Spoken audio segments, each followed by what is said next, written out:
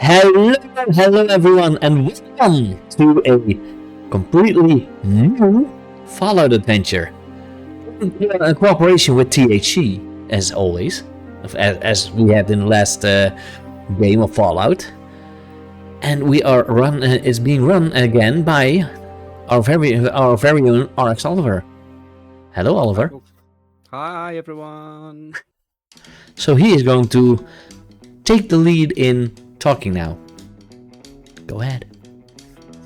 War never changes. Since the dawn of man, there's always been one thing that's remained the same: the thirst for power, the hunger for survival. We fought over land, we fought over resources, we fought over ideas, and in the end, we fought over nothing at all. The world, our world, didn't end with a bang, no. It ended with a sickening silence of mankind turning on itself as we pressed the button that would shape the future forever, the Great War. The bombs fell, the cities burned, and everything we built crumbled to ash. But the thing is, the war didn't really end. The bombs may have dropped, but the struggle for survival didn't stop. We still fight. Some fight for food, some for power, some just to hold on to a little bit of humanity they have left. In the ashes of the old world, new factions rise, new tyrants take their place, and new heroes are born. Or die, depending on the luck of the draw. And that, my friends, is where you come in. In this broken world, the choices you make will carve your path. Will you uphold what remains of the old world, or will you forge a new one from the dust? There's no script for this story, just a world waiting for someone to take it back, or burn it all down. So tell me, who will you be in this wasteland? A scavenger, a soldier, a wanderer, a hero or a villain? And when the dust settles, who will be left standing? Once more into the wasteland, dear friends, once more. War never changes. Welcome back, guys. This is Without a Bang or a Whimper, Fallout RPG. And as we discussed earlier, it is set in the same region and the same timeline as Once Upon a Time in the Wasteland, the previous one we did. This is 1 year later, and it will be based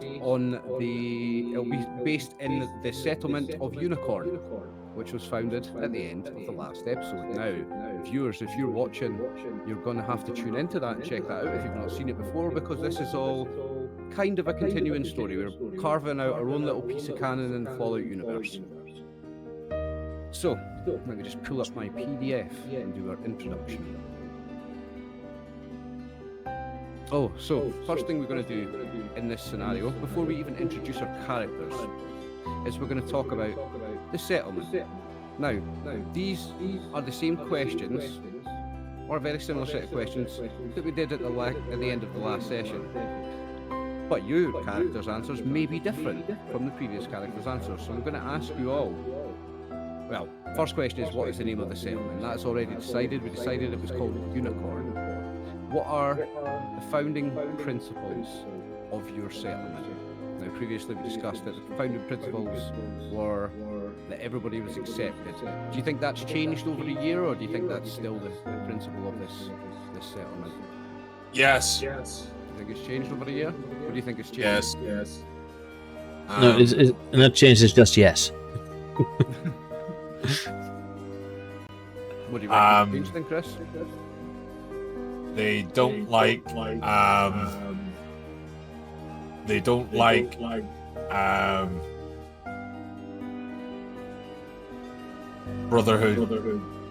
don't like the Brotherhood, okay. No. So what type of groups and factions do live in the settlement then? Who is in the settlement? Vault dwellers, super mutants, the other ones, the ones that are addicted to fucking stealth boys, Nightkin. Nightkin, yeah.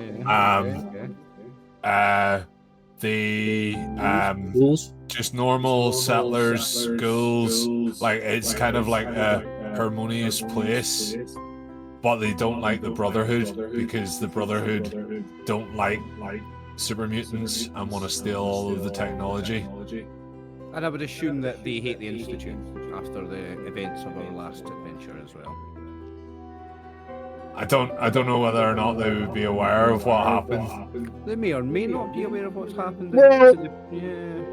I think Because that it wasn't like because it was only the people who were there that would. yeah, and I believe known Marvin the would still was be there, involved. Yeah. and I think Marvin would still be there. Do you think Marvin still lives in the village, Schoon?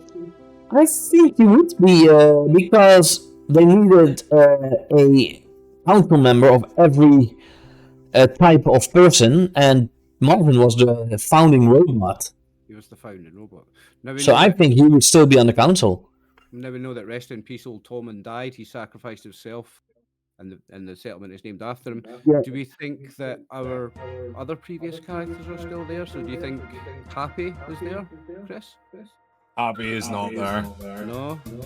No. Where's Happy? Do you think?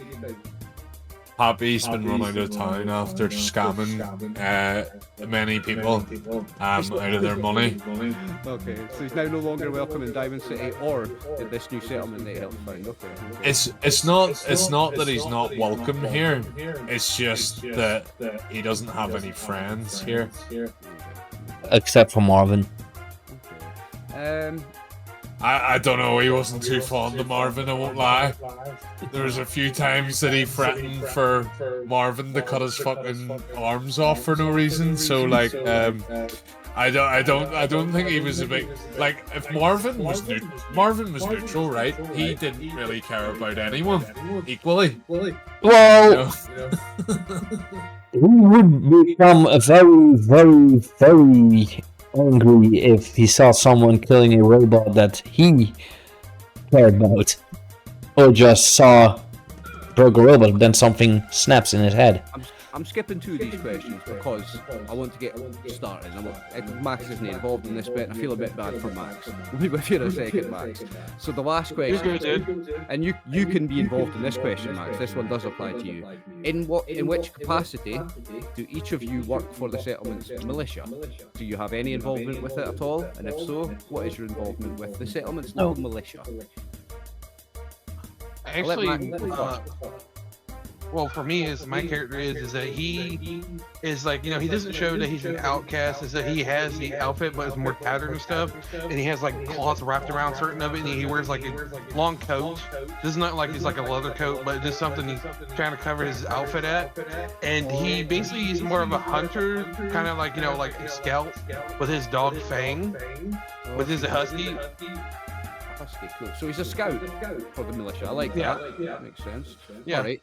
Well, moving along my screen in that direction, then I'll go to Martin next. Martin, you are playing Fredulus. We're going to introduce the characters actually later. I just want to know, how is Fredulus involved, if at all, with the town's local militia?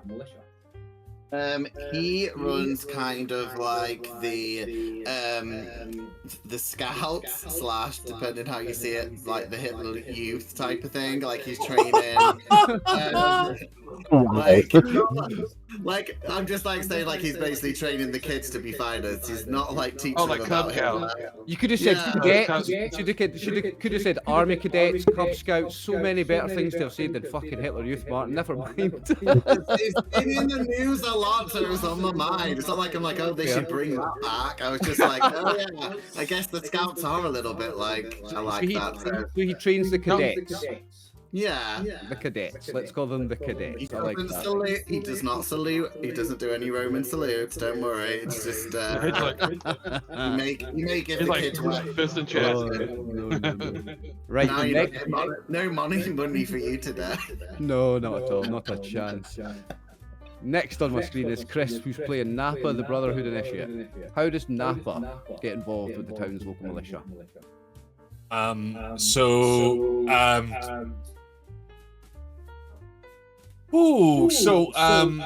Napa is currently here on a secret mission from the Brotherhood to retrieve information about the settlement of Unicorn. Basically what he does for the militia currently is he goes out and cleans the place and does bits of gardening and he's basically a groundskeeper Napa. Okay. Well, he's spying on the town. Yeah. And last on the screen, we have a vault dweller, played by Simon Simmons. How does Simon get involved with the town's militia, if at all? Well, he wouldn't be directly with the militia. He is a medic. So he would interact with some of the militia when they are hurt. Because he's a doctor, so he knows medicine. And since he's from a vault, he does know a little bit more medicine than maybe these townfolk do. And he is here also because he knows what a gag does and has a little inclination that this might be here because of it. And that will unravel a little bit later. Okay, so your quest today begins with you being ordered by the settlement's leader. Now, in the scenario, it says mayor, but also possibly not mayor. So I want to know if we're going to use this as our mayor, or is one of the Marvin. previous characters the mayor? Marvin. Is Marvin the mayor of the new town? Well, not a chance. I thought you might say that. Not a chance. I would say that he's on the councillor. I'll allow it, but he's got to dress up as Mayor McGee. Like he has to Oh, wear the whole.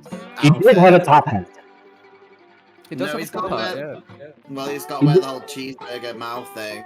Then I would vote for him to be the mayor. Who knows? Maybe he found one. It's been a year or so. I don't feel that anyone would elect a Mr. Handy. Mr. Handy as their No. mayor. I do feel like you're asking to be attacked, or No, you know, I would think rather one of those bipedal robots, the Supertrons, would be a more sooner than a Mr. Handy. But With the right programming. Any type of robot, it just gives me not like an elected person. Like that's kind of like not Back to the Future, like Terminator vibes. And I don't feel like a human would want to live anywhere. I kind of agree with Chris. I don't think that a robot would be mayor. That doesn't leave Happy, because Happy buggered off. And old Tommen died. Now, our other two players didn't make it to the end of the campaign, so let's say that none of the XPCs are mayor then. So in this case... Shido is the mayor.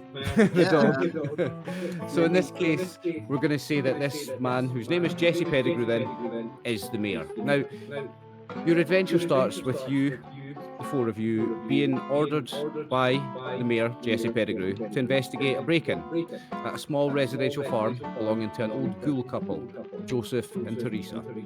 The rest of the settlement is busy celebrating its first annual Founders' Day celebration, and the mayor wants the matter looked into quietly. So, I'm going to change the map and then read a little bit more to you. So you arrive at Tarberry Farm. I've got an actual map for it, but I thought I'd use a screenshot from Fallout 76 as your image for there, because it's Fallout, why not? Hey, we have the tools, let's use them. So tonight, the town celebrates its first Founders' Day. Did I move you guys? I did, didn't I? Yeah. Tonight, the town celebrates its first Founders' Day. 1 year of survival in the deadly wasteland outside of the ruins of Boston, known as the Commonwealth. Unfortunately, your celebrations ended early when Jesse Pettigrew, the leader of the town, informed you of a break-in at the Tarberry Farm on the settlement's outskirts. Jesse didn't want anyone in town to panic during the party and has asked you four to investigate the break-in quietly. Each of you stand now just outside the small farm of Joseph and Teresa, a kind, old ghoul couple who never showed up for the celebration. Before you, the front door of the one-storey adobe farmhouse is shattered into a pile of wooden scraps that lie just beyond the dark interior of the home. Lively music and the sounds of revelry drift from the centre of town, just audible over the whistling winds of a coming storm. From within the farmhouse, there is only silence. Now we're going to do introducing our characters. Before we do, I've got copies of stuff over here. And Chris rolled something, don't know why, but... I just wanted to get rid of the fucking pink on my screen that said chat tips. It was really fucking annoying me. You wasted 3 successes. You wasted the crit. I know. Oh, no, okay. So I'll put you on this map for now, and then we're going to go to an actual map once we've done this little bit of introducing our characters.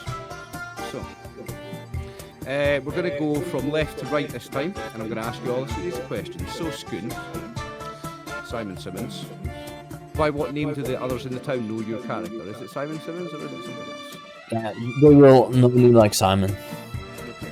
What is one moment? Nobody likes Simon.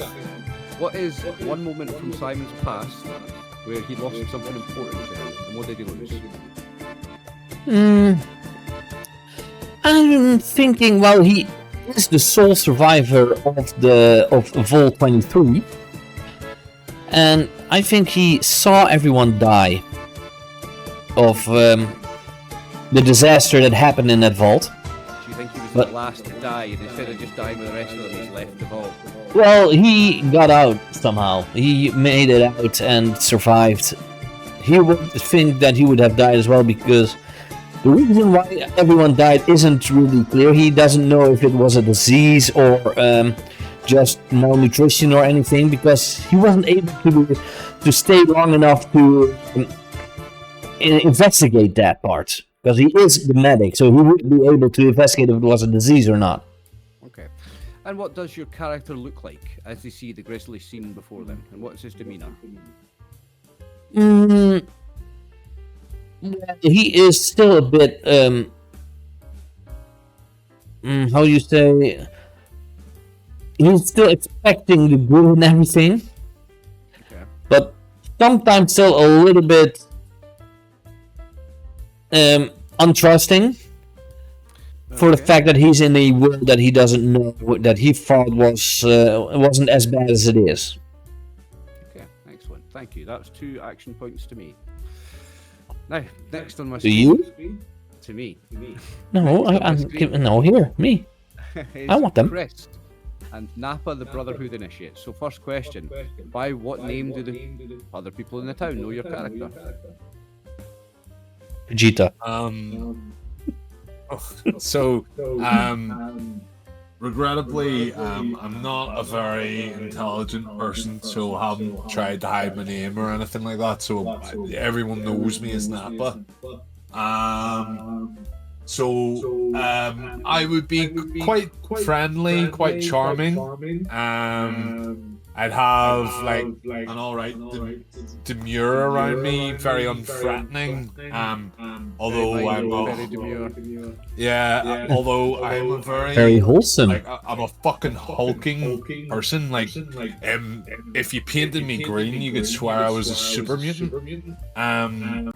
But like, massive, but kind of like the Green Mile. Is that the movie with the big guy in it? That's like really nice. Like, guy. Everyone loves. No coffee. I'm tired, boss. Yeah. And is he a gardener as well? I don't know. Remember? I don't think he was a gardener. They were in jail. No. I know they were in jail, but like, was gardening his hobby? That's what I was trying to They get never at. really go into it. No, he was a healer. He was a farmer, wasn't he? Because he healed a little girl on a farm, I think, and a bunch of crops. He was. There we go. He was a farmer, I think. And we're on a farm. You're on a farm. Yeah. I'm literally the person from the Green Mile, but not. But not the same demeanor. So, what is... So he's here, and you got a big guy here. That's like the big green one. What is one moment from Nappa's past when he lost something important to him, and what did he lose? Nappa lost his comms unit for the Brotherhood, so Oh, you're out of he contact. hasn't been able to pass back any information for the past 3 days. Ah, okay. That could make a little plot hook. I could write some That for the- why does that sound like it is actually Nappa from Dragon Ball and he lost his scouter? It's Because Chris doesn't come up with any original ideas. Oh! Man plugs everything into AI and just hopes for the best. Right, what does your character look like as they see this scene before them with a door smashed in and no sound coming from this farmhouse? Quite startled. I'm hoping that it isn't like, for example, the Brotherhood coming to retake the town because they think I've been captured or something like that. Or I'm hoping that it, like, if it is something serious, like we are under attack, that I don't need to report it back because I'm like, oh well, I'm fucked. We're not reporting it back. Yeah, exactly. Yeah. Okay, thank you. Now, next on our screen we have Martin playing another super mutant, this time called Fredulous. So same question to Martin. By what name do the other people in the town know Fredulous? Do they know him as Fredulous, Fred, Big Green Guy? My fears. They know him as Froggo. Froggo. Because he's green. Okay, So- okay, I like it. Yeah. Kermit. Call him Froggo. And are the other people... Here's a point one, a B question I want to add on to that. Does he get on well with the people in the town? Is he loved?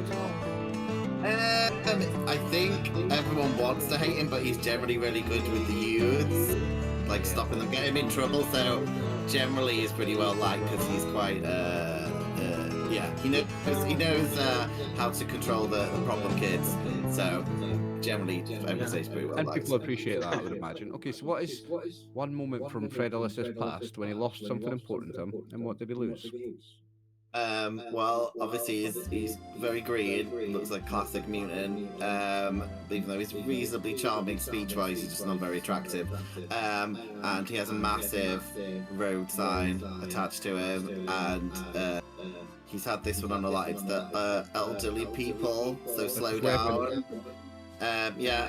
Because he lost his family quite a long time ago, where some pillagers had stole a truck with fancy lads inside and mowed down his parents, so he can't eat fancy lads anymore.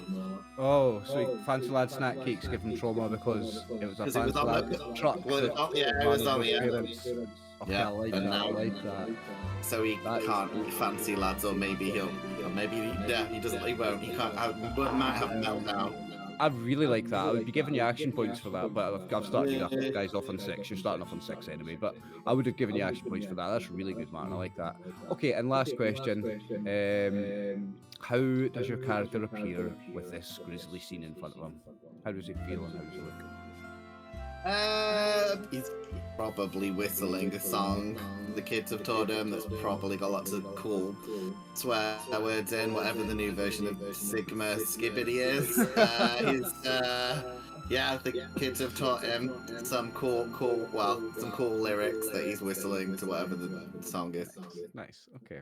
And last but not least, we've got a new player in our group. Max, it's great to have you in this one, mate. I'm glad you've joined us for this. I am too. So you're the Brotherhood outcast, Daxton Middleton, who has a dog named Fang from having the dog meat perk. So, Daxton, same questions to you. First question, what do the people in town know you as? Is it Daxton Middleton? Is it Dax? Something else? No, yeah, they call him Dax for short. That's all he gives them. He doesn't give them the whole name. It's just Dax, and this is Just Dax. his with his companion Fang, because that's all he ever called it. Okay. Next question then. What was a moment in Dax's past when he lost something important, and what did he lose? That is a very good question. That for him, he has partial amnesia. He doesn't know why, but he knows that something happened to him. That the only thing he remembers is that he believes that he's part of the Brotherhood because he sees like a tether, there's like smoke, there's like singe marks and stuff like here. And the only thing he woke up next to was a huge hole of like something happened here, or like maybe bodies here and there. He doesn't remember. And the only thing that woke him up was Fang. And what it is that he was kind of beaten and stuff, so that dog helped him out where he was, and he basically found his area and stayed here within like 6 months of it while it was getting built, where he basically kind of hiding and trying to remember what he was. So are you saying he doesn't know he's a Brotherhood outcast? He still thinks he's a Brotherhood initiate? Yeah, because and that's like yeah, because what it is that he hit the name that he has is on the outfit, and he looks at it and it has like some kind of emblem or something where like dog tags, and he can flip it and it says Daxton Militant, and he just doesn't know if is this me or is this somebody else's outfit?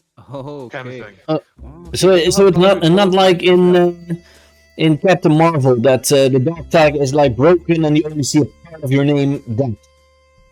Like Maybe he's with got the a- Captain Marvel, Yeah, was maybe he's the got- verse. Yeah, maybe he's got a broken holo tag and you only see where it says Dax and not the rest of it. Yeah, and what it is that he doesn't know is that he sees Dax, but it says Middleton in there, and it is kind of like, and it's kind of because it doesn't know if it's like the manufacturer of maybe the material has it on it or something. Okay, yeah. And that's where he sees it. It's So like, he lost okay, his memory. I like that. That's really good. Okay, and last question. How does Daxton appear? What does he look like as he sees the grisly scene before him? for him is that you would some problem like maybe about a year or so ago is that he had a little bit of a shave, 5 o'clock shadow. His hair's a little shorter. Now within a year later, he has a huge full beard, and his hair's a lot longer, and he has a scar across his eye because he fought against maybe a Mirelurk or something that he was fighting somewhere, and he's just sitting there now, and he's just kind of gruff exterior, doesn't talk much, and he helps out wherever he needs to, but he kind of blends in, and he's always outside. It's like he's only in town when he needs to be.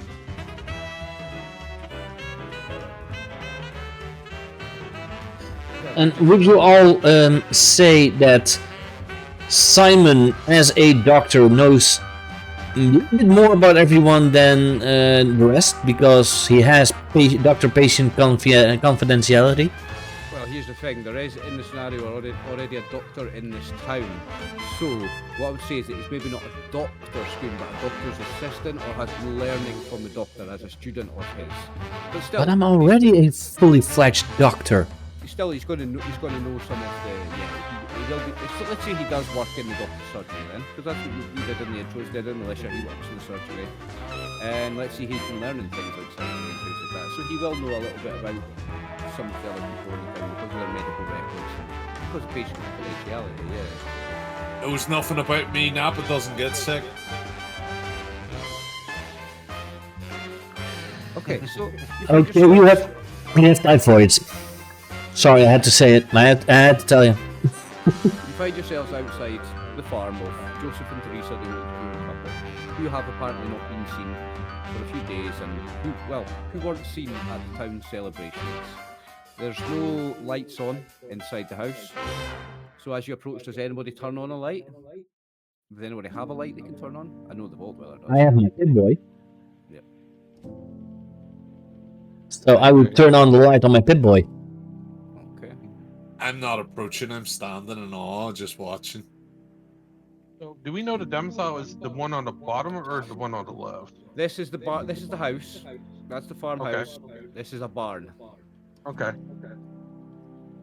Oh, by the way, viewers, I have to give a big shout out to Blades and Wards on Patreon. Patreon.com/Blades and Wards, who have kindly provided me with some maps for this scenario. There was none provided in the book, but someone has fan made some. So Blades and Wards on Patreon, go check them out, people. They have free maps on their Patreon. I'll put their link in the description below.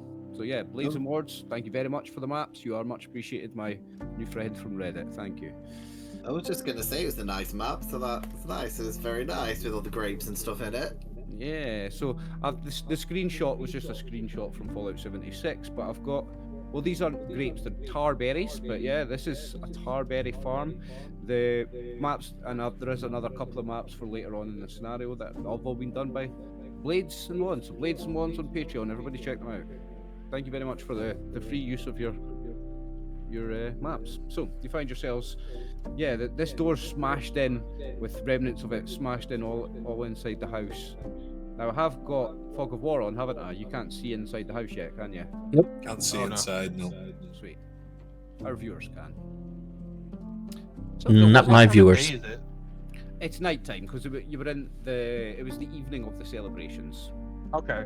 You Okay, can I was still going to the you can still hear music and revelry from, you know, like half a mile down the road because you're on the outskirts of the settlement. Okay. Now I have my rifle out like this, and I look at Fang and it's like, you know, give him a motion. It's like, you smell anything? I'm holding You my got a rifle? cannonier and having my light. Yeah, so you're going to switch the Pip-Boy light on, yeah? Yeah. So you light the area with a sickly fluorescent green glow. That also familiar Pip-Boy green. I sometimes change the color of my Pip-Boy, but okay. Yeah, you can, I suppose. What color light are you using on your Pip-Boy then? No, I'm this character's just kept it green. Vanilla green. Okay. Yeah. Okay. And do you hear my Pip-Boy give off like a Geiger count? Yeah, there is a Geiger counter on your Pip-Boy, yes. Yeah, but does it give off a signal? No, it's given that little minimal signal that it always has. It never says 0 in the wasteland. It never ever says 0. No, but when it's because if it's like a group or something, it might give it off because they are. Yeah, so ghouls are irradiated, but this whole farm is irradiated. Well, saying that, right? So this is on the outskirts of a town created by a Gek. Now, a Gek cleans the place.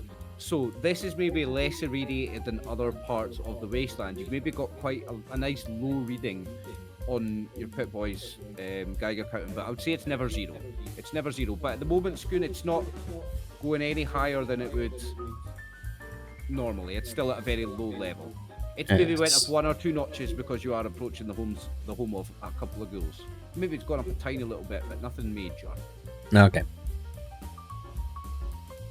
Just like background radiation. Yeah, it's just background radiation. Levels seem absolutely normal. There's nothing unusual. It's the amount of radiation you would expect it to find. No, nothing out of the ordinary.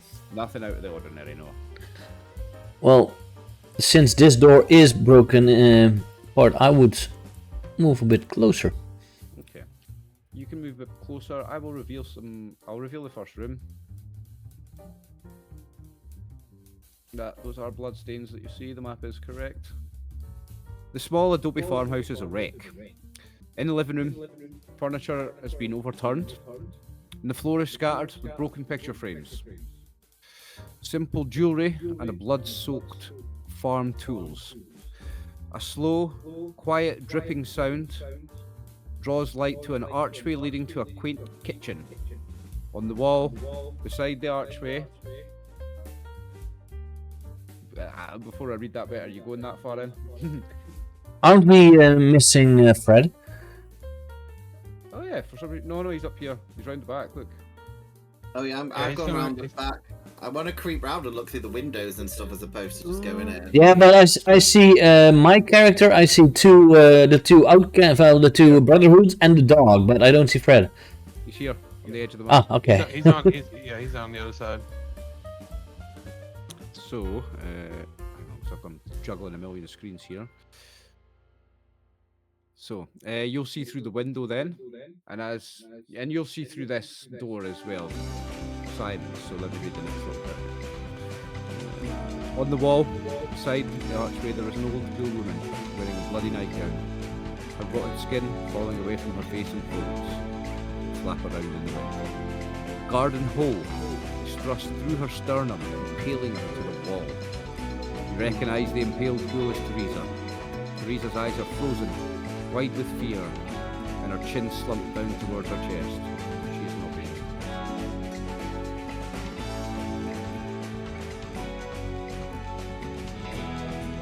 I'll go check the body.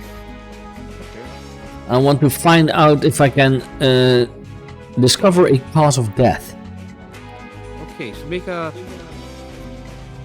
perception roll with medicine, science, or survival, whichever is best, with a difficulty of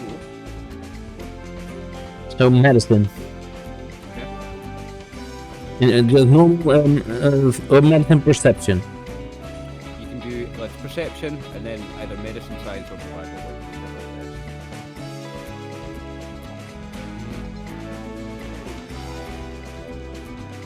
Wow. Wow. In fact, the difficulty is 0, so you don't. That all that means is you don't gain any action points, and you don't get any complications. Yeah, You don't but- get- Yeah, I believe it's because you gave me perception. If it was intelligence, then I would have a 9 well, you now have a the bonus. chance to So spend you now have the chance to spend some action points to learn a little bit more about what's happened here. First, I'll do the bit description of the kitchen on the back. The kitchen, so in the back door to the kitchen is wide open, rattling against the frame. So that door that you're at, that is open. Oh, cool. I'll go in. I went to the UK, so everyone ran in and then someone ran out the back door. Yeah, So okay. I'll go. The kitchen itself is mostly clean and tidy, but for an overturned drawer that scattered utensils and knives to the ground. If you'd like to spend AP, I can give you more information. Sure.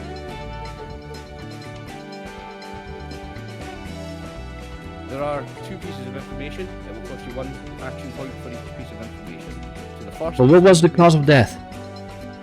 The cause of death is very obvious. There's no action points needed for that. The cause of death is the hole, the garden hole that is jammed through her sternum and impaling her to the wall. She's been speared with a garden tool. That's the cause of death. Can I explain that to Simon? Because he looks confused. He'd be like, when things go through the inside of you, they can kill you. I'm going to explain it to him with pictures. You know what I am, right?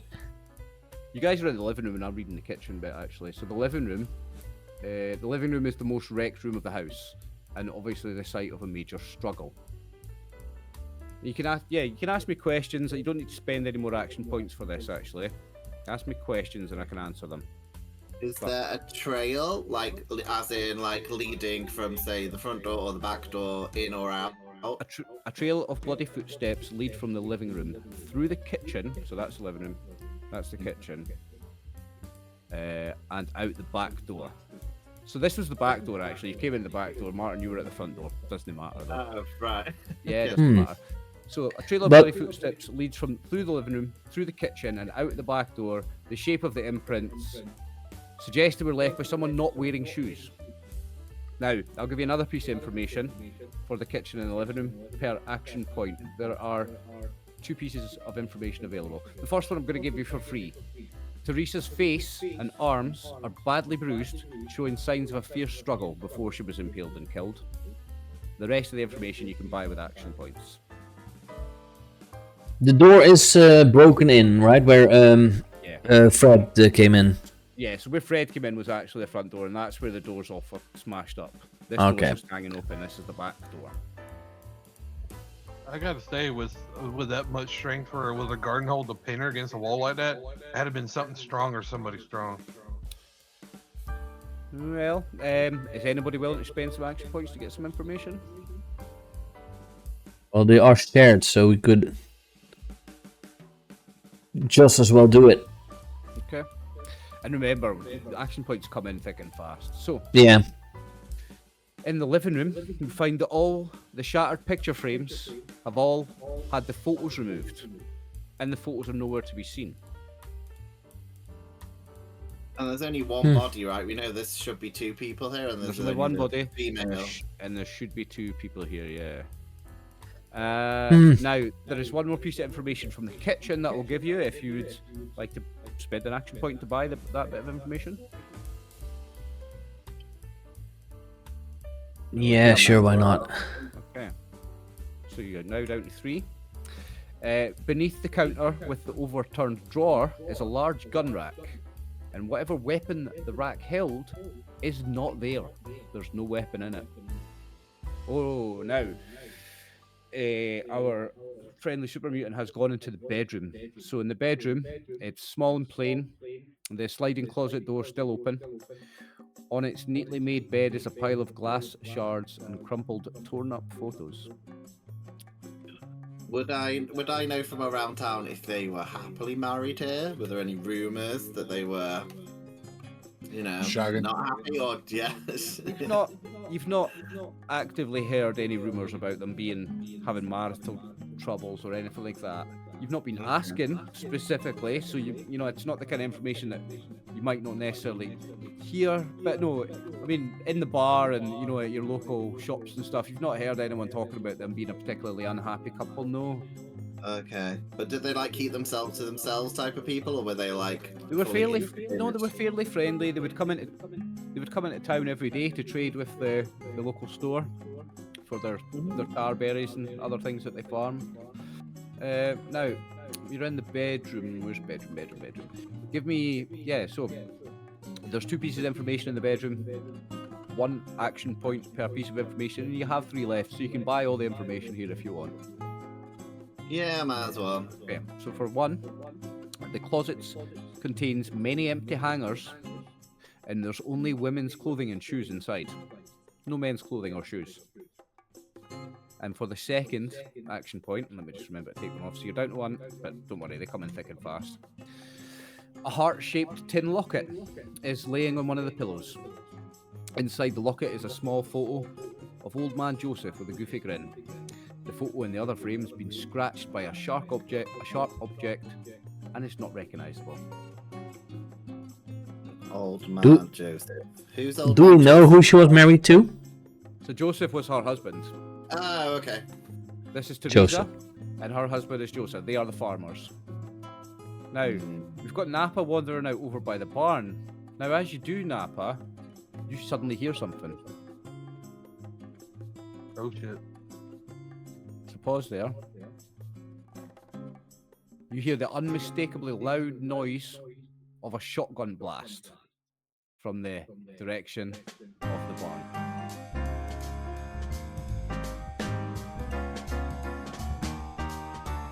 Do we all hear that? That's really loud, you all hear it, yeah. I will run out.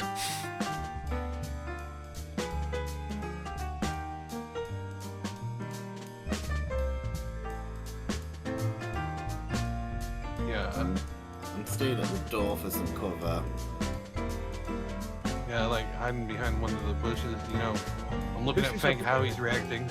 So the bushes are fairly thick, so within each bush is a fence, so the fence holds up the berries, so there's, although, it's not totally solid, probably wouldn't stop a bullet, it would obscure somebody from seeing you. So concealment, 100% concealment, but only like 25% cover. Yeah, I'll stay back here and keep an eye out. Okay.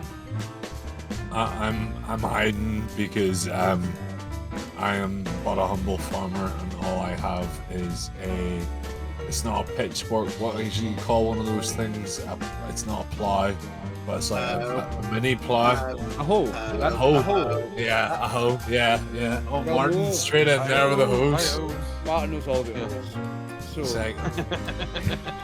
so yeah, and it was a hoe that had impaled Teresa. She's stuck to the wall by a hoe, which is not that sharp an instrument, so it's been jammed in with some Yeah. force. Yeah, that's what I was saying. It's like Whoever did it was it's like, strong. How the hell? Yeah, they're fairly blunt. You'd have to be really Yeah. pushing that. It's not like if you fell on top of it, it wouldn't impale you. It's not. You couldn't impale yourself with a hole by accident. It has to have been forcefully pushed through. Yeah, it's made to just open the ground, to air the ground. Yeah, it's a thin piece of metal. Like if you shoved it, it is going to impale somebody, but not just by falling on top of it. That's not enough force to get it through bones. Even the No, older, but more frail bones of a ghoul. To impale a person and get the person stuck on the wall, you need quite some force. So that would explain that we are looking for someone pretty strong. Well, so it's not just gone through, it's gone right through. It's gone in and out, so it's torn through her skin twice, and then it's into the wall of the farm. I mean, I don't like where this line of thoughts going. It's like, just because people are strong doesn't mean that we'll go around shoving hose in people. That's not what we said. We never said that. I mean, you were all like giving me the side eye, going like, oh, something really strong and big can do this. I'm like, yeah, okay. We could also look at Nappa. He's big. Nappa's not as big as me, come on. No, he's not as big as you. No, well, never mind. Just focus.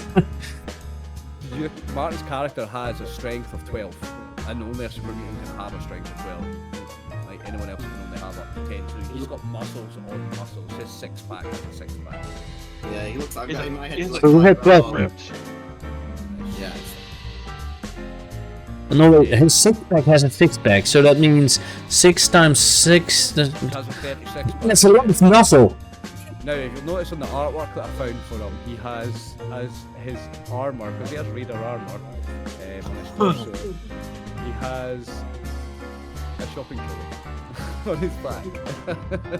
Nice. That's his armor, a shopping trolley. I thought that was pretty fun. That was from the supermarket where his parents died. Going shopping, he wanted to get some cake, and then all went wrong. Wait, is it that supermarket you find in Fallout 3, the first one you see? Yeah.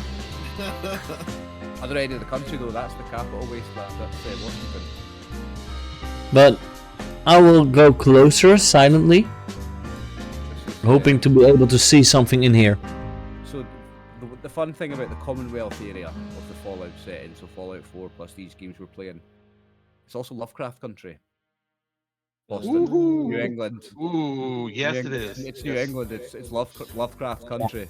Fallout has a lot of Lovecraft influences. Yeah, if you There go is. to Appalachian Mountains, you got the Mothman. Mothman? Yeah, there's a lot of Lovecraftian Mothman. influences. In fact, when reading not the scenario, but the core rulebook, there is a character called Pikmin, and he has a gallery of like people he's fucked up and stuff. So it's a really cool Lovecraft reference. Nice. So Very cool. is that fucking Simmons has just came up in front of me here? Yeah. Alright, well I'm hiding behind the bush.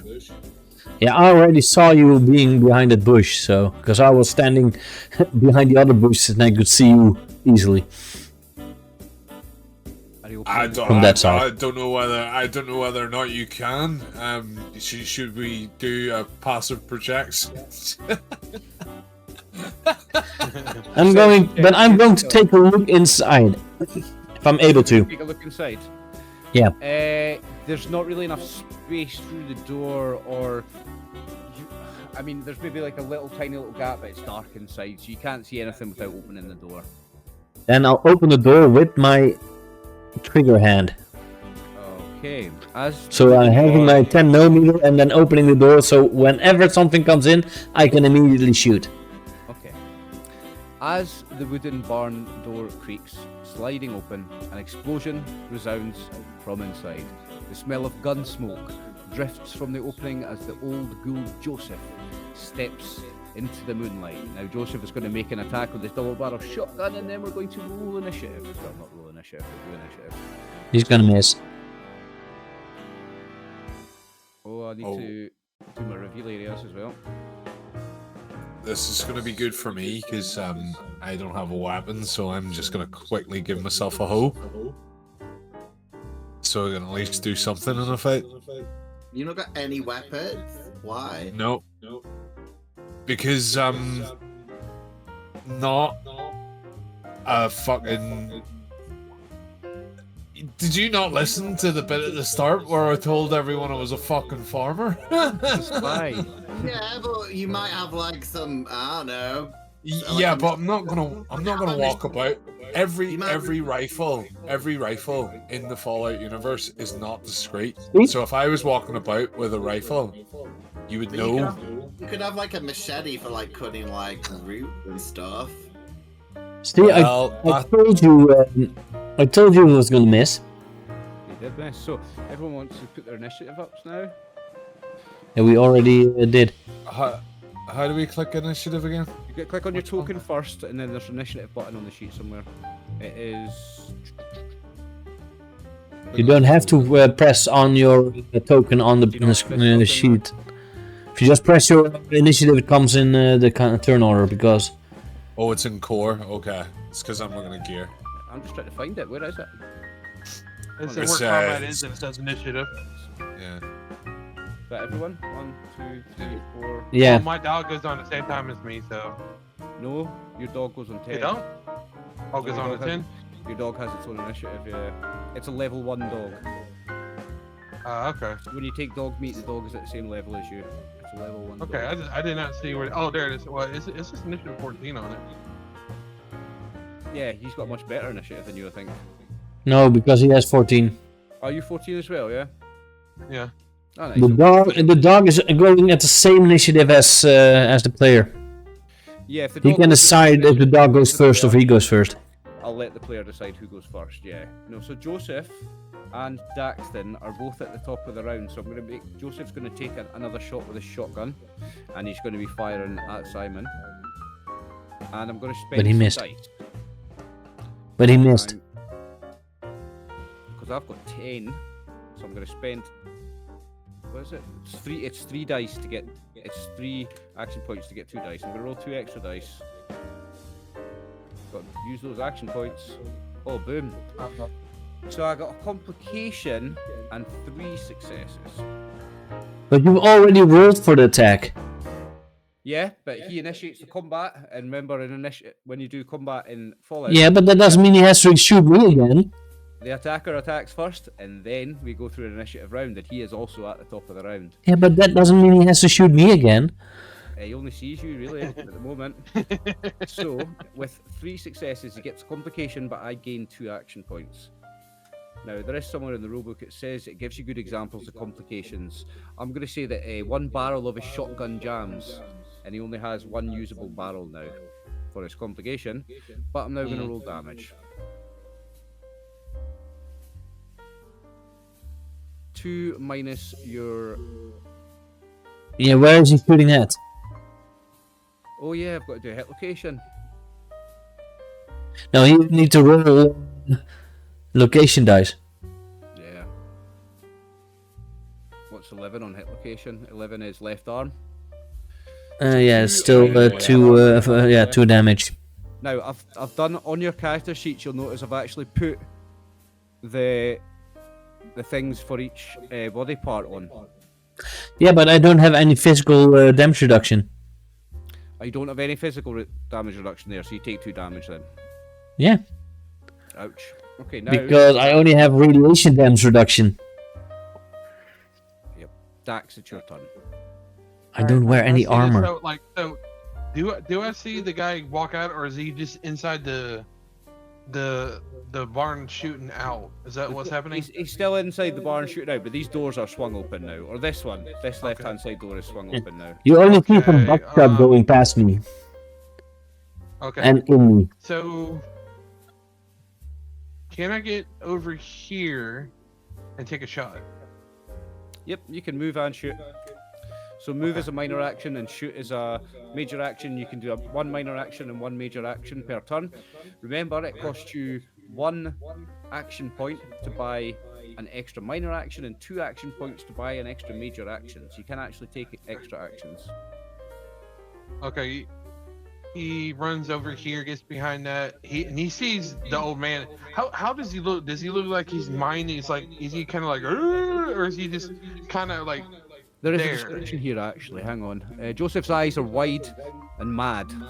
His teeth wide with a grimace, and drool spills down from the corner of his lips. He's wearing several layers of shirts, sweaters, and jackets over top one another. The bulk of his clothing causes his jerking movements to be slow and awkward. His neck twitches twice to the right, and his voice cracks as he yells out, "I don't know her! I don't know her! I don't know any of you!" As he raises up his shotgun to shoot again. All right. Glad you asked. I am gonna take. Yep, I am gonna take a shot. Oh, remember to track your ammo, everybody. Very important in this game to track your ammo. Oh yeah, that's understandable. That's why I'm just take a single shot. I think I just click on this. It weighs down a lot of games tracking your ammo, and I don't bother with it in a lot of games. But in this one, it's very important because it's a Oh yeah, I survival understand that game. one. Every little piece of ammo Alright. counts. And if you've played a Fallout game, you know what it's like. You run out of ammo all the time, and you have to run back to towns and sell all these other things to get. I spend all my time playing Fallout 4 selling things to buy ammo and fusion cores constantly. The scrapper or one of those things that get the scavenger or whatever gets you better ammo, gets more ammo back for you. Yeah, that's one Alright, of the so perks you can take. Scavenger gets you better stuff when you scavenge. okay, so when this says additional dice, what does that do? So you've got one action point between you. It costs one action point to roll an extra dice. So if you want to spend an action point, you can have one extra dice, and it means you roll 3d20 instead of 2d20. I'm gonna do that because this guy has to get. We had to take him down. Okay. Laser rifle, one success, and his target number is his defense rating is a 1, so that's a hit. Give me a body part. Give me a d20. Okay. I'll just use burgundy. You can roll it on the top of your character screen. 4 is torso. Roll damage. Yep. Okay. Okay.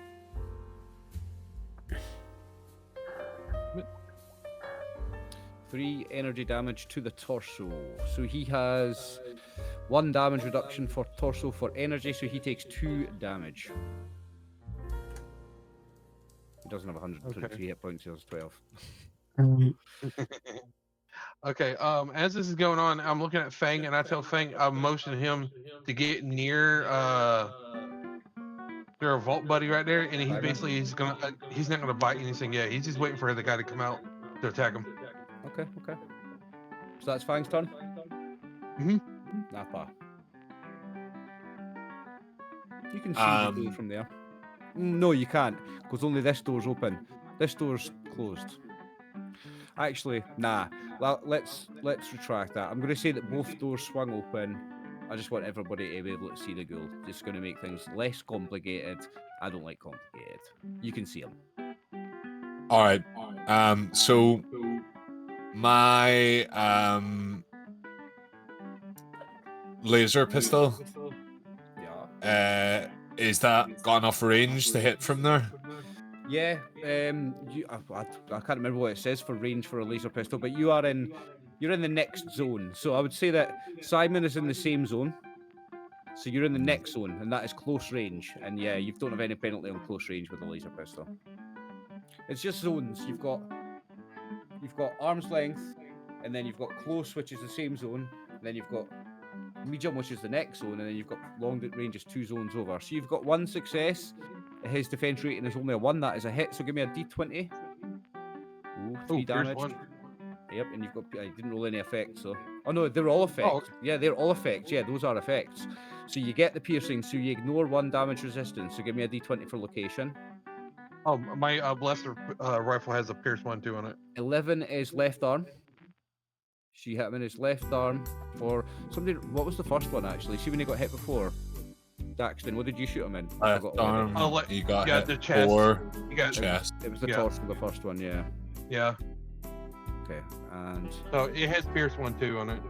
it has pierce 1, so that ignores his damage resistance. So all 3 damage goes through, and that was on 11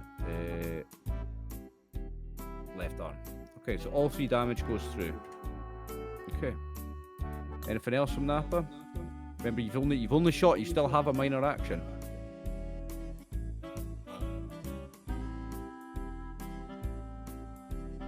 I'm gonna hide over here.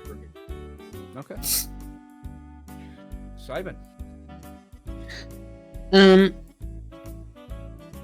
I'm seeing. So I want to use my VATS. Yep. So you're going to aim. So I'm going to aim at his head. Yep. And that means I don't get any increase for difficulty. There's no increase in difficulty for aiming at his head, correct? Because of using VATS, and I'm going to use my 10mm pistol. It's either that or you get to re-roll one of the d20s. I can't remember which one it is, but I'll trust you. That's why I was looking at the book. In addition, all Pip-Boy units aid their wearer during combat thanks to the Volt Tech Assisted Targeting System, or VATS. A character equipped with a Pip-Boy may use VATS when they make an attack, ignoring the normal difficulty increasing for targeting a specific location on the enemy. Right, yeah. So it doesn't. So it just means it doesn't increase by 1. So you can shoot at its head with the same difficulty rating of 1. Okay, perfect. Yeah, So I will roll. That is a success. That is a success. You hit him in the head. Give me some damage. So I can just roll damage because it's head. Yep. Yeah, no need. You've shot him in the head. For 3 damage. physical damage. And I He has no reduction here, so you've hit him for 3 there. I don't have any effects, so it's just a clean shot to the head. Okay. You still have your minor action if you'd like to move or anything else.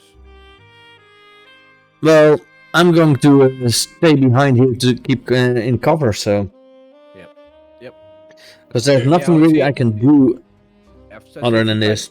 Yeah, if he tries to shoot you again, I'm actually going to increase his difficulty for being behind the stone wall. I didn't last time, but I will next time. Because you are got a bit of cover. Right, so last in the round. Because it's a shotgun, you should actually try to get closer. Because then it'll be more difficult for him to aim at you, you know? Wouldn't the shotgun be more damaging close by? Yes, he's trolling you, mate. He's trolling you. It's double barrel. It's double barrel. So if you are really close to him, it's going to be really difficult. Yeah, I might do some of full, but I'm not an idiot. That's not how shotguns work. Fredulous, it is your turn. I want to do something stupid, so Yay! I want to grab his wife's body and kind of Muppet her from behind the door. I knew you were going to do that. God. Well, I'm going to make you make a test then. How are you? I'm going to make you... I'm make- fine. I'm fine. Well, I'm taking a little sleep. She's impaled to a wall. Make a strength athletics test with a difficulty of 2 to get her off. Okay, athletics. Okay, right. I got the screens up. Okay, and no additional dice, right? I just click submit and then it's done, right? I got 2. Successes, come on. Yo. So you with a sickening crunch and a tearing sound, you crack more of her ribs as you pull the body off the hoe. The hoe's still stuck in the wall, and you've just pulled her off it, like Long pulling as the head the meat off your kebab. Yeah, can I put a head? Can I put a head on the hoe and then it's easier to move around? Yes, you Or is can. Yeah, you can. I You're putting her head on the hoe to pop it around like that. Well, I think it'll be easier than getting the whole body and be like full Muppet. This is more like a sock puppet. She's emaciated and old, and she's a ghoul. You can pick her up with one hand and wave her around. You Oh, get well, I'll left, just right, do that right. then, yeah. I you won't can make do it. that. Okay, I'm gonna like, Yeah. you know, badly be like, Cooey, and wave a hand. Husband.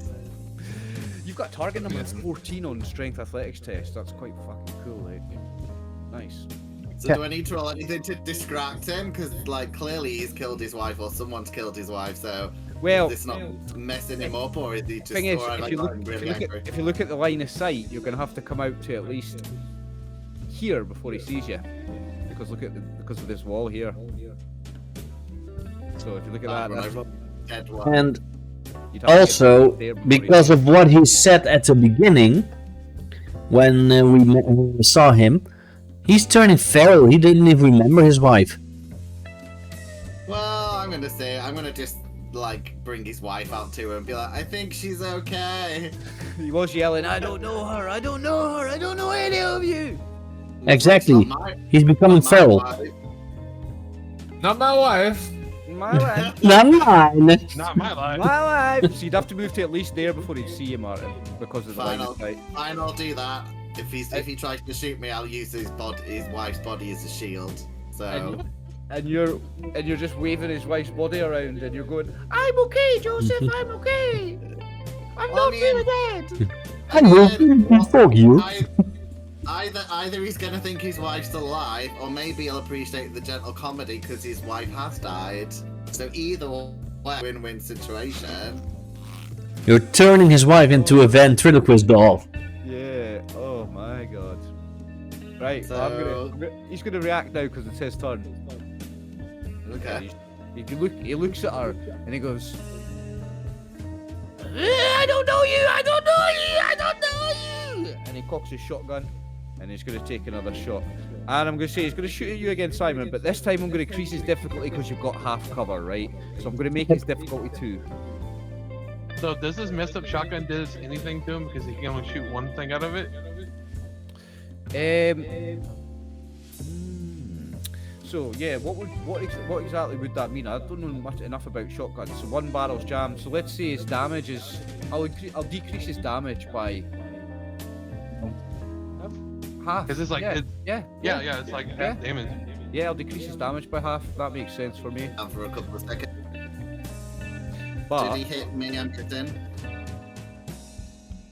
did he hit you? He's not shot yet. Hang on. So yeah, my Discord went down for like, I don't know, 10 seconds. So Ah, I didn't right. hear No, what no, happened. no. He's not shot yet. He's shooting at Simon, and I'm gonna buy some extra dice Okay. because I've got lots to spend.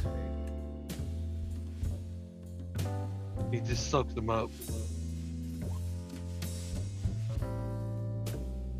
3 successes. Seriously. You want the Vault Dweller to die already? He needed 2, so he gets 1 action point back. But his damage is going to be halved, so I'm not going to roll damage from there because that would roll 5 dice. I'm going to roll it from here and roll 3 instead. 3 with effects. Does a double barrel shotgun have an effect? No. A spread? It has spread and vicious.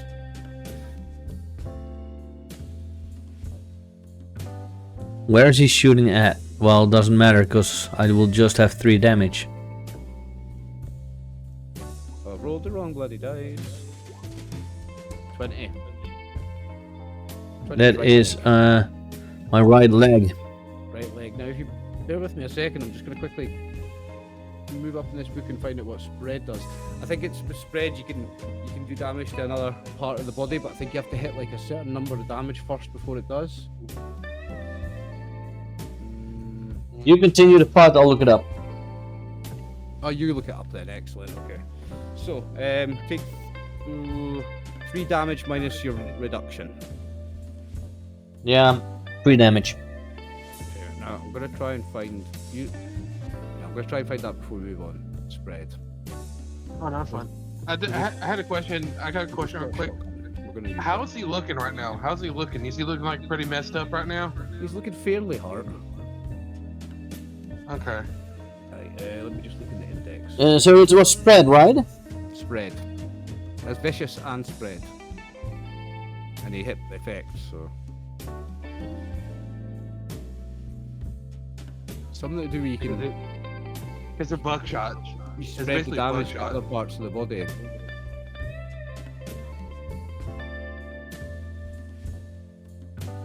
Well, spread is not equality, apparently. No, it's not quality effect. Not quality it's Yeah. effect. Spread, you attack inflicts 1 additional hit on the target. Each additional hit inflicts half the roll damage rounded down and hits a random location even if a specific location was targeted for the initial attack. So does that mean he does 3 damage to your leg and 1 damage to another body part? Yeah. Yeah, okay. So 3 damage to your this leg is- minus your is- reduction. The attack inflicts +1 damage for each effect rolled. So in a way, you already killed me. So what are you on? I was on 7. Yep. And you've just took You 3. so technically roll 6 damage now because of they all are effect rolled. So you're down to 1 hit point. You're still alive. No, because of the spread, your attack inflicts 1 additional hit on my target. You're down to 0. Exactly. 0 is not death though. 0 But does I not am death. down. You're not dead. You are down. Yes, you are down, Simon. You're not dead, but you're down. Now, I'm going to quickly check the rules for what happens when you're down again before we move on. 'Cause this is Yeah. important. If anyone is interested in keeping me alive, I do carry 2 stim packs. Damage and injuries, page 32. Let's find that.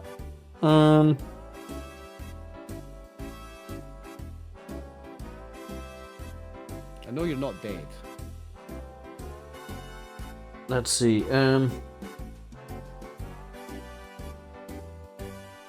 Dying. When your character is reduced to 0, they suffer an injury to the location struck. So you've got an injury on that leg, and then fall prone and start dying. If they suffer a critical hit and are reduced to hit 0, you didn't suffer a critical, you suffer 2 injuries, one for the critical hit, so you suffer 1 injury. While you're dying, you're unconscious, you cannot recover HP from the first aid action, and cannot take any actions. Furthermore, at the start of each of your turns, while you're dying, you make an endurance survival test with a difficulty equal to the number of injuries you have, so 1, and a complication range of 19 and 20. If you pass this test, you remain alive, but are still dying. If you fail, you die. And if you suffer any damage while dying, you immediately gain 1 additional injury, in addition to any injury caused by another critical hit. Okay. The 20 was my right leg. Right leg, mate. Yeah. Daxton, it's your turn. Okay. Yeah, so I see him getting shot and get down. It's like fuck. I what it is. So do I know that he has a stim pack on him or no? You could assume it because I'm a doctor. Yeah. You know that he's got medical training. He is a doctor. You would say that I'd say that you do. You guys know each other. I would say that you know he has stim packs on him. Yes. I'd be a Okay, bastard, so I'd say no, like. yeah. So I do have some medical training, basic like first aid and stuff. And I run over him, and I basically, as I slide over to him, I yell at Fang is like sick. So there's 2 things you can do with a stim pack. You can either just jam it straight in him and it heals 4 hit points, and I think cures any injuries, or you can do it with a medicine test and it does more. Let me just I'd rather that up in the rules. I'd rather just do 4 and heal the injury of him, so he'd be up and not dying. I'll double check the rules again, mate, because we need to learn the rules, especially me. Oh no, that's fine. I could just look at stim pack. Yeah, look at stim pack. Because I wrote it down. Yeah, Didn't I? Oh no. And I'll look at healing. Stabilizing the dyer, using the dying, using the first aid action, you can attempt to stabilize the dying character. You can also do it with using stim packs. With the take chem minor action, you inject a stim pack, receive an instant result for 4 hit points and treats 1 injury. And with the first aid major action, you can administer a stim pack, and they gain 4 hit points immediately. And then you can spend action points to here's the thing, right? You can heal him with a stim pack, and if you had action points, you can actually use action points to give him more health back. But to just use a stim pack, you will cure his injury, so you'll cure his injured leg, as long as you jam it in his right leg. Yeah, and give him 4 hit points back. Is that what you're doing? Yeah, so I'm grabbing him. Is there no chance I can pull him out of the way? Like I slide up there and just... Wait. No, because moving's your minor action, using the stim pack is your major action. Okay, that's fine. So, and what is... I'm kind of shielding him. Max, taking a chem is a minor action, so just jabbing him and not using the first aid. Using first aid would be a major action. Just jabbing him with it is a minor action. So, okay. But you've moved and you've done that, so you've done 2 minor actions. Yeah, in order to do anything else, you would have to spend action points. You currently don't have any. Okay, that's fine.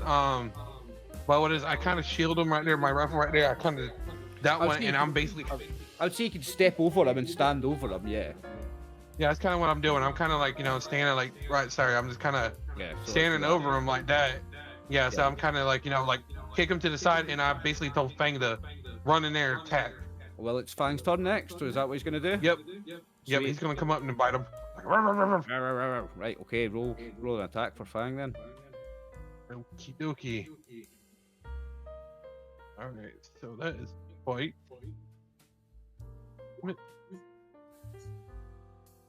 0 successes. Damn. Yeah. Luck point to reroll. I don't think dogs have luck points, do they? But no. But it does say with dying, they are unconscious, cannot recover hit points from the first aid action, or in combination with a stim pack it does. Right, so first aid doesn't work on you. It's just a regular stim pack jab would work. Yeah. Okay, but that's what he did on you. That's fine. It'll be Napa's turn next. Chris is AFK. No, he's not. Oh, there he is. Look at that. Fucking hell. I looked away for 1 second. He's black. He just teleported. Teleported. So- Nice. Yeah. I'm cool. I was You've listening. got and I institute was waiting. technology. You've got institute technology. Teleporting. But am I healed now, Yeah. Oliver? You are healed for 4 hit points. 4. hits. Okay, I will heal the 4 hit points and I'll take away one of my stim packs. And you lose the injury. The injury's gone as well. You're Yeah, I didn't notice that. You've got 2 successes on that, so you gain an action point, Chris. That's you guys up to 1 now. And you've done 1 energy damage. Give me a body part. 3 Head. is head, yeah. So you've done No, 1 damage. three- Yes. three- No, it's It's, not. No, it's not. Two It's- is a torso.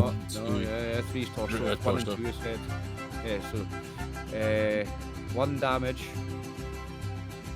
With effect. What's the effect on laser pistol? Does it have piercing? Yeah, Aye. here's one. It does have pierce 1. So that 1 damage goes through to his head. Okay, so he takes another point of damage. He's looking quite badly bruised up now. Simon, Yeah, it's like Simon, you are Simon conscious. smash. You're on the floor, but you're conscious, and you have some hit points back. Well, how do you know that you rolled a crit? Yeah, tell you. It just says. 5 damage or higher. So, no, Right, yeah, so it's your damage is critical. Yeah, so here's the thing, right? So, crit is kind of 2 things in Fallout system. So, when you roll a 1 on any action, that's a critical success.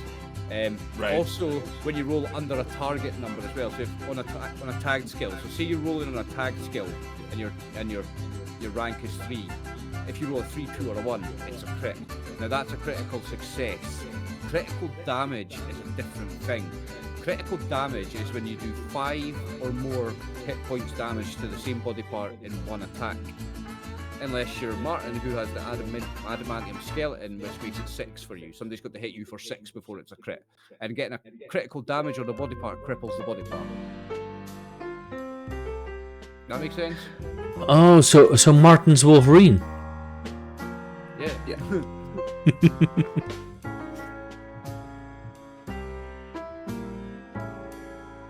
So what you want to do, Martin? Or no, Sam, what you gonna do? It's like you see me, I like right there, I'm in front of you, and I'm just like gunning at them. My dog's. So, bear in mind that using a stim pack on yourself without the first aid action would just be a minor action, Scoons. You'd still be able to shoot. Well, I didn't use it, he used it on me. No, but that's what I'm saying. You could jam another one into you because you're currently on the But I'm not going to do that. No? Okay. I'm going to move towards this side, so that he has more room to move as well. Okay. And I am going to aim at his head again. Okay. So, no increased difficulty because you've got bats. Yeah. You gotta love that. Yeah. This is awesome. Never mind. Oh, never mind. Remember to take a bullet off. You must always remember to take a Yeah. bullet off your inventories, guys. Very important. I need to get some more ammo after this. I can't track it for 4 of you. I only have 6 bullets left. Yeah, I can't track it for 4 of you, so you need to track it. Okay, Simon's turn is over. Fredulus, it's your turn. You've got his wife as a puppet. That didn't affect them though. It did not affect them. Well, I tried to be nice. Clearly, he didn't love his wife enough, so that's why she's with me. I'm gonna hit him with my board. Froggy, Yeah, sleepy time. Yeah. So I'll run up to him. I guess I could get up to him, can't I? Easily. He's not that far away. Yeah. That would be about as far as you can get within a turn, but yeah, you can get right up to him. He got Okay, large. I'll hit Blink. I will hit him with the board. You have 1 action point, remember? You can get an extra dice for it if you want. Okay, I'll do that. So 1 extra dice. 1 extra dice on the attack roll, yeah. Ooh, that's whatever it says. 3 successes. So you gain 2 action points. Nice. Does that automatically add to my sheet, or do I have to manually add them to the sheet? No, you don't need to do it. I'm just keeping. See the red token, the Nuka-Cola cap. I'm just keeping them on there. Oh, okay. Yeah, that's that's fine got, then. that's got 2 attached to it. You can click on that. You should be able to see the number 2. I'm using the blue one for overseer and the red one for player. So you currently have 2 action points.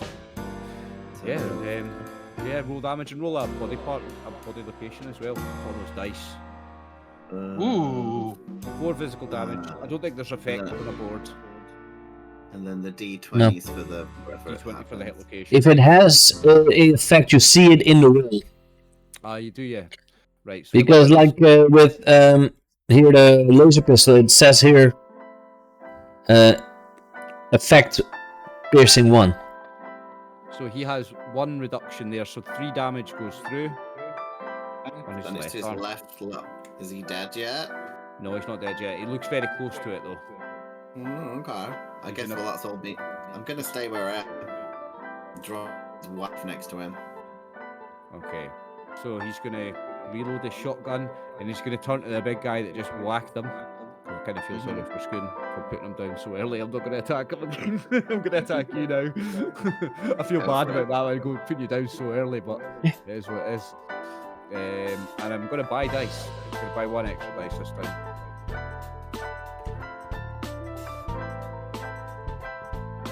2 successes.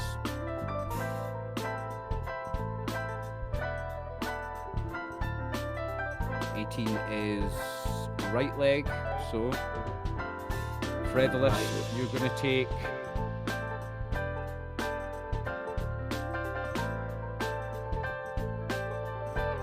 4 damage because it all goes through because of the. No, it's not. 5 technically. 5 because of the vicious. The effect vicious makes that a 5. And the spread gives it half of the damage on any random. Yeah.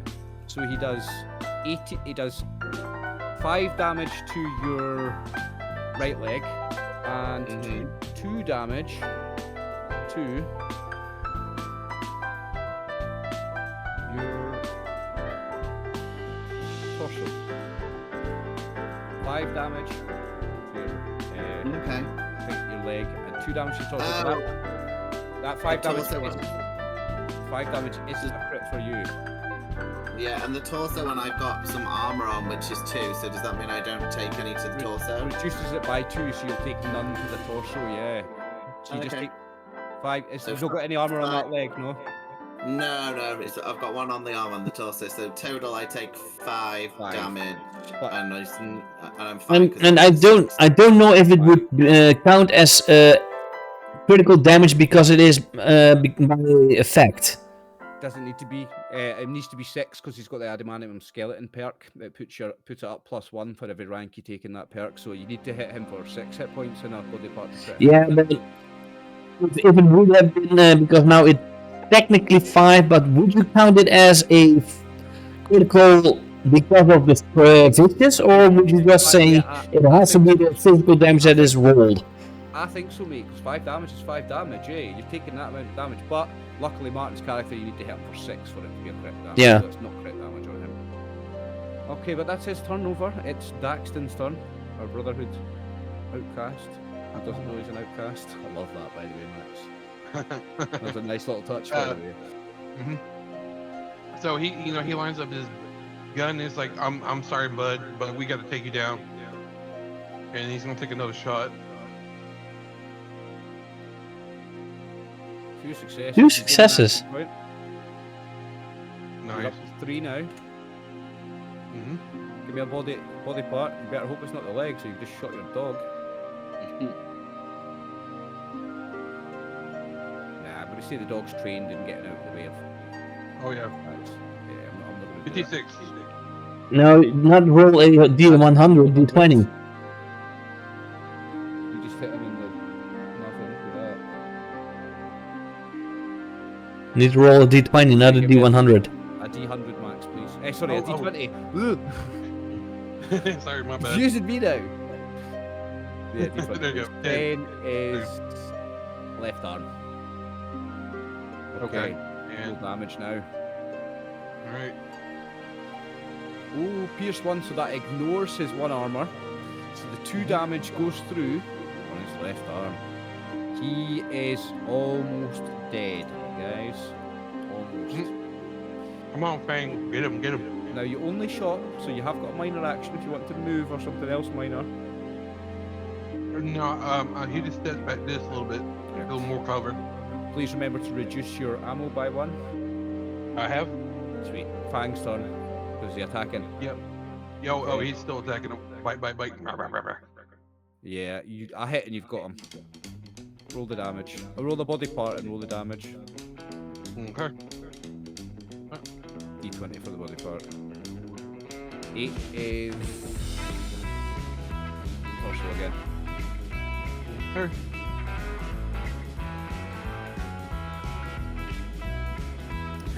Does a dog's bite have pierce? It doesn't, does it? Weirdly I would enough, think no. so, because it is.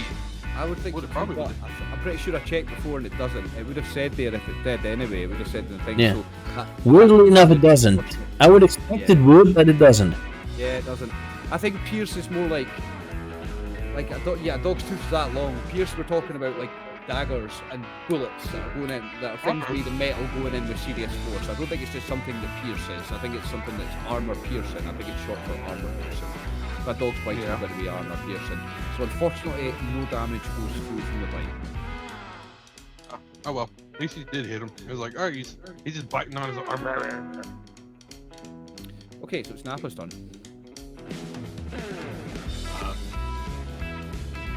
Nappa's not going to really be able to do very much because y'all are fucking stood in the way. You can aim for Let's- his head or his torso, so you can avoid the dog. Actually, no, I'm going to say that you can shoot the dog. The dog doesn't get hit if you shoot its legs. But remember, if you do want to I'm going to target, run right up and aim at his head. if you want to, right, okay, so if you want to aim at his head, the difficulty hit him goes from 1 to 2. So it's now 2 successes required to hit him. Bear in mind, you have 3 action points. I can buy you up to 2 extra dice. Right. Yeah, So because we don't have that system. You don't I'm have going that. to use an AP. Right, you're using 1, so you've got 3 dice to roll in. You can add 1 dice. Remember, the first extra dice costs 1, the second extra dice costs 2, the third extra dice costs 3. 2 successes, that's exactly what you needed. Body part, D20.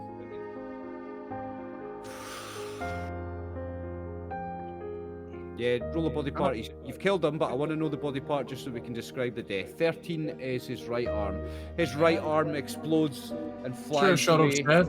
I aimed at his head. Oh, you were aiming at his head, yeah, sorry, yeah. Ignore that D20. So you shot him in the head, and his head had already taken damage. So in true Fallout video game style, you see his eye socket go one direction, his lower jaw go another direction, half his brain goes another direction, and his nose goes through his head and out the back. You've absolutely obliterated him and blew him to bits. Okay. It's just a shame that wasn't a crit. Yeah. Didn't need to be able to add 1 hit point left. I know, but I wanted to use Bloody Mess. Oh, bloody mess, a fun perk. So he is dead. Oh yeah.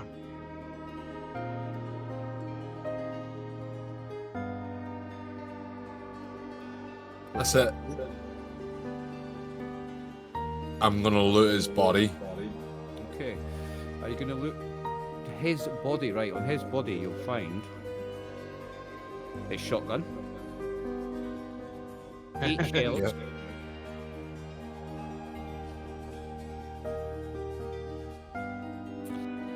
so 8 shells, his double barrel shotgun with one of the barrels jammed, and his tough clothing. So just for your notes, Chris, a double barrel shotgun has qualities inaccurate and 2-handed. Has the effects spread and vicious. I'll put it in chat. And he had tough clothing, right? Tough clothing. that's Can you the wear that quality- over something? No, tough clothing can be worn under armor, I think. So tough clothing is an outfit. You've got outfits, clothing, and armors. And an outfit can be worn, certain thin outfits like a vault jumpsuit can be worn with armor, so you can get the benefits of both. So I can't wear it over my vault suit. Tough clothing, no, you can wear armor over your vault suit. So tough clothing is an outfit, whereas in vault suit's an outfit. So you can't wear two outfits, you can wear an outfit plus No. armor.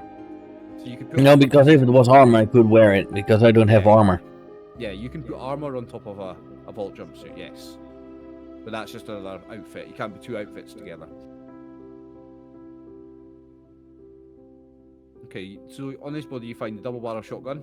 The qualities are inaccurate and two-handed. The effects are spread and vicious. Its weight is 9. Its cost is 39. And I'll type it all up. Weight is 9. Cost 39. Come in handy if you ever need to sell it. Rarity 1. So that's the stats for his double barrel shotgun. Currently has 1 barrel jammed, but that's the stats. Yeah, but that's fixable. That's easily fixable, yeah. Well, that's up if our vault friend wants to change clothes and wear the toughen armor, toughen clothing. I think No. a vault jumpsuit has some benefits. I think you get something from it, like A vault jumpsuit gives me radiation resistance. whereas most armor doesn't. Most armor just gives you physical and energy No. resistance. But you can put armor on top of that, and you can get all 3 resistances. So, just so I know, in terms of using the double barrel shotgun, right? So, a double barrel shotgun, you would put both shells in, and then when you fire both shells. But because this has a single one, it would be only using 1 shell at a time currently. I don't think so, no. I think when you shoot a double barrel shotgun, you shoot from one barrel and then you shoot from the other. I think you just There's need 2 triggers. Is there 2 triggers? Yeah, two yeah, triggers. it's 2 triggers. Ah, right, okay. So you can use both barrels at the same time then? You can use both Yeah. barrels at the same time, or So one on a- barrel so and then on- another so barrel. on a- But so on a regular shot, you use 2 shells. You take off 2 shells from your ammo. And if you're only using 1 barrel, you do half damage. Yeah, okay. So you just need to take 2 shells off every time you fire it. If you use both barrels. well, I can't at the moment because one's blocked, so that'll Yeah. be away. Yeah. Hula bula, right? But I need to, if we're doing that, I need to make an adjustment. You don't find 8 shells, you find 6 shells. You use 4, not 2.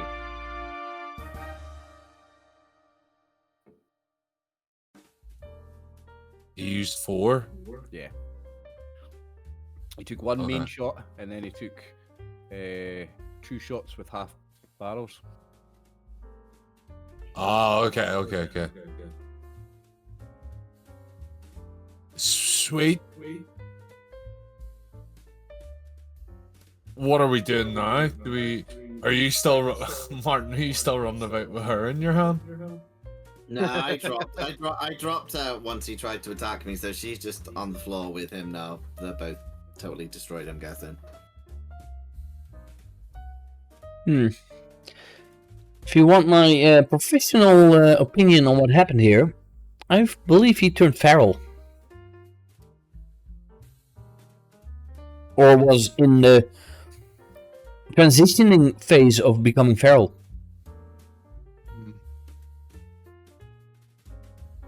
Do we remember like how they were the last time we saw them? How they were reacting? Where was everything fine between them? Yeah, normal. But One of the things that you will notice when a ghoul gets feral is they forget things. yep. Now you haven't been paying attention to them particularly, but nothing sticks out in anyone's memory about either of them acting strange recently. No, but the clear thing that was that he was screaming, "I don't know her! I don't know who you are," and he does know us. Yeah, he does. No, he does know you. You know him. He knows you, and he was screaming that he doesn't know any of you people. I don't know her. I don't know any of you people. And his eyes were weird, and his mouth was weird, and he was foaming at the mouth. Yeah. Going feral would make sense. Is there Hey, anything? Oliver, I have a quick. Martin first, I think. Oh, I was just gonna say, is there anything in the barn? Like anything weird? Like, is there like a bottle of like poison? I don't know. Like anything interesting? no, there's nothing else in the barn. Let me just double check that. Yeah, there's nothing else in the barn. There may be some bits and pieces lying around the house if you're gonna take, if you're gonna rob them. I just thought if there's any. I just wanted to see if there was anything that would shed any more light on him being crazy and being in there. But if it's just barren, then Yeah, it's just enough. empty. It's just a barn. It's got maybe some sacks and some barrels and some piles of tarberries, like normal things you would expect to find in a couple's barn. Yeah. I don't think it'd be wise to rob them. This being a peaceful time, especially with this old dirtbag that's with us here. This Brotherhood fucking scumbag. Are you gonna bury the gun then with the body that you just stole from him? If we're not taking anything. Didn't steal it, procured it to make sure that he doesn't come back and kill us. I don't know very much about ghouls, but I know that I don't know your kind. You kind of already look dead, and I don't know. The medical professional might know a wee bit more, but I'll just make sure that this is not used by anyone. I would like to try and roll a medicine if I know anything about it, if you allow me to. Yeah, I would allow you to roll. Is it intelligence and medicine? Yeah, intelligence and medicine. Don't know what the difficulty was, but You made 2 successes, so it would. He appears to have, to the best of your knowledge, as you've already guessed, gone feral. That's what it seems like to you. He's gone feral. yeah. But what do I know about ghouls? So you know that With eventually. their physiology, their way of. So you know. about the Personally, I know that they can heal very fast. Yep. Yeah, you know that they go feral eventually. But they go feral eventually if they don't take the right drugs. They can keep themselves from going feral with the right drugs. You know this. But eventually their skin starts to fall off. Their ears fall off, their nose fall off, like the guy in the TV show. But then, if they don't get the right drugs, they eventually all just do go feral. And when they go feral, they'll just eat anything. They'll eat human flesh. They'll murder people and eat them like a wild animal would.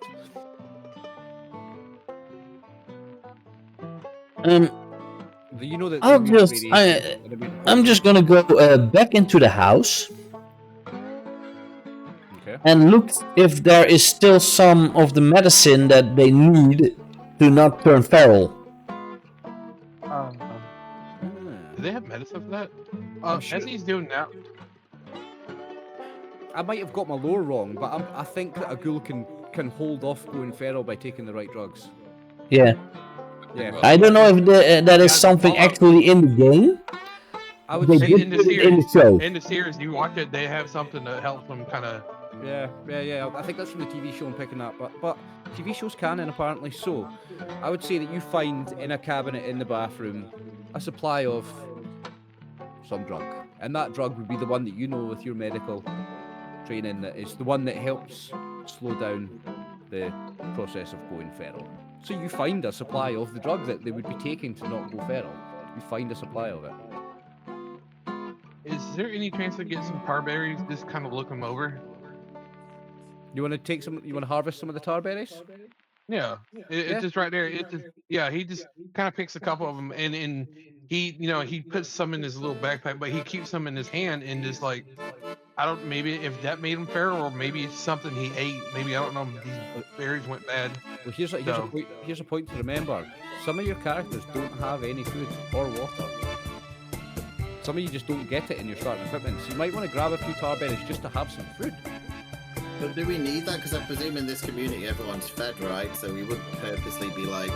Yeah, I suppose. Yeah. I was like, because I thought that, but then I was like, you said it's kind of like a community, so I presume we're always fed, and that's the whole The point. thing is, yeah, the whole scenario. Here's the thing, right? So this is a survival game, and food and water is very important. But this whole scenario is based around the settlement, so I would say that we're not going to have to worry about food and water for this one. Actually, probably, yeah, we don't have to.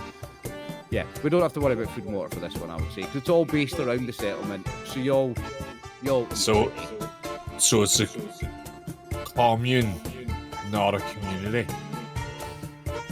Everybody works together. I would say that you all have jobs within the community and are paid and have homes and have a large Dude. food in it. Just so that I know this, we're all work together and all that, right? It's cool. It's awesome. I enjoy that. So the bread that I make, is it my bread or is it everyone's bread? No, it's yours. It is yours. I wouldn't say It's that my you're not- bread. Yeah, It's you're not everyone's bread. You're not fed for free. You're not fed for free. You all have jobs and you all make caps and you all buy your food. There's a store in town and you all eat. There's probably Right, fewer people okay. on the outskirts of town. There's a barter system. It's not the government. It's There's a in. barter system, but there's also caps. It's not socialism. You're not. It's not a benefit system. It's not like a you get so much from the government. You don't. Everybody that has food has a job. Okay. But remember, My character's writing this down, by the way. the settlement started from a get, so it isn't a lush piece of land where you are growing potatoes and tomatoes and melons and mute fruits. Why did you say potatoes first? Just because I'm thinking of the foods that are in Fallout: mute fruits, tar berries. I think potatoes. someone needs to talk to They, HR they about have that. they have the little green like silks or whatever it is. It's like the 3P little things. They have those too. Yeah, I would say that y'all have jobs, so y'all get paid, so y'all eat, and you all have a home that's got some food sitting in it. So we don't actually, unless you end up away somewhere, then we're not gonna have to worry about food in this scenario. Sweet. Can we take a break soon? Because I need to get a snack talking about food. Well, it is already 10 p.m. here, so I Yeah, also we're need to go almost to work finished. tomorrow. We're almost right at the end of Act 1, so I'm okay. gonna round it off in about 5-10 minutes, Martin. So, Okay, that's you're gonna fine. use Yeah, a break. that's cool. So after the encounter, you find nothing out of the ordinary in the barn. You may continue to explore the house, getting any information you missed previously. You got it all, by the way. If you loot the home, you get X amount of this and that, but you decided not to do that. And eventually, you will need to go back to the town to report to the mayor, Jesse. Yes, would be your next step, unless there's something. Yeah, I else would you want to definitely. No, that's what I'd say. We definitely need a report. do. Is that agreed with everybody? You're going to go report back to the mayor? Yep. Okay. So the celebration is wrapping up by the time you return, and Jesse's waiting anxiously for you. He appears stricken by the news, and he asks you to give him a day or two to decide what he's going to tell the other settlers in the town. The last thing he wants is to stir up any anti-ghoul settlement by stoking fears that their neighbours could turn feral and murder them. He implores you all to quietly ask around in town tomorrow, because it's late at night, to see if any of the residents have noticed anything strange about the old ghoul couple recently. And then he departs, leaving you to your own devices as the town shuts down for the night. And as you all retire to your beds for the end of the day, that is where we wrap up Act 1. Thank you all for playing. Nice. Cool. Yeah, that's why I wasn't doing a break, Martin, because we were very close to the end of Act 1 there that's anyway. So we'll call that the session, and we will return in 2 weeks for Act 2. Okay. Thank you all for watching this. I'll hope to see you in 2 weeks on my channel. I'm going to stop the recording here. But we are going to raid after this. So, Sorry. for the ones who are watching YouTube, till next time. Yes.